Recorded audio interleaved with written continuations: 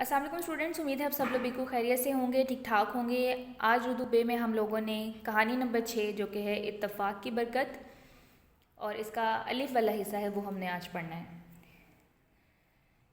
इसमें दो बैलों की कहानी है जिनसे एक समदू के साथ जो है वो काम लेता है, लेकिन उनका ख्याल नहीं रखता, लिहाजा वो एक दिन उसको छोड़कर जंगल की तरफ निकल जाते हैं और वहाँ वो खूब पेट भर कर खाते हैं। और इसी तरह 1-2 महीने गुजरने के बाद वो अच्छे खासे मोटे ताज़े बैल बन जाते हैं।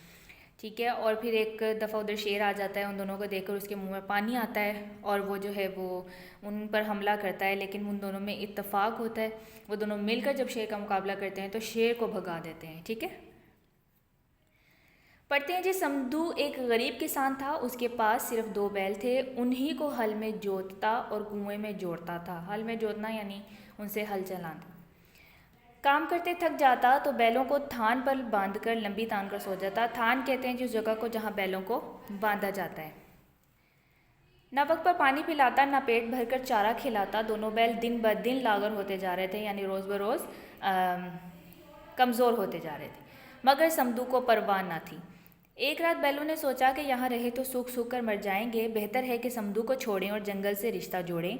चनाचा उन्होंने दांतों से अपने अपने रस्से काटे और चुपचाप जंगल की राह ली। जंगल की आज़ाद फ़िज़ा और घास की कसरत देखकर खुश हो गए, यानी कसरत कहते हैं जी बहुतात को। खूब पेट भर कर खाया और पाँव फैलाकर सो रहे।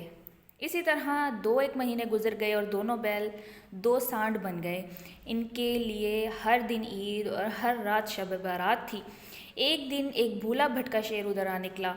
2 मोटे ताज़े बैल देखे खुश हो गया और लगा धाड़ने। शेर की मखसूस आवाज़ को धाड़ना कहते हैं। बैल भी शेर को देखकर डकारे और अपने सींग लहराते हुए मुकाबले को तैयार हो गए। शेर जस्त लगाता यानी छलांग लगाता तो दोनों बैल उसे सींगों पर लेते। बहुत देर तक लड़ाई होती रही। आखिर शेर का सारा जिस्म ज़ख्मी हो गया और बाल बाल से खून रिसने लगा, यानी बहने लगा।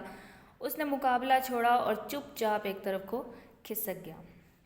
बैलों ने अल्लाह का शुक्र अदा किया, घास से पेट भरा और एक दरख्त के साए में लेटकर सो गए।